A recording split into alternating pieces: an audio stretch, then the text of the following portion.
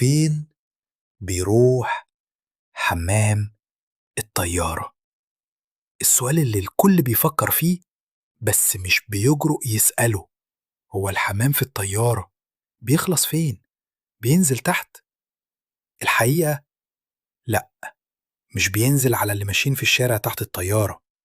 الحمد لله، الطيارة عندها خزانات مخصوصة بتشفط كل حاجة بنظام فاكيوم قوي جدا، وبتفضل محتفظة بيها لحد ما توصل المطار، وهناك يتم تفريغها بطريقة آمنة. بس الغريب، في حوادث نادرة جدا حصل فيها تسريب، وسموها في الطيران الثلج الأزرق، بلو آيس. قطعة جليد ساقطة من السماء، بس مصدرها مش تلج طبيعي.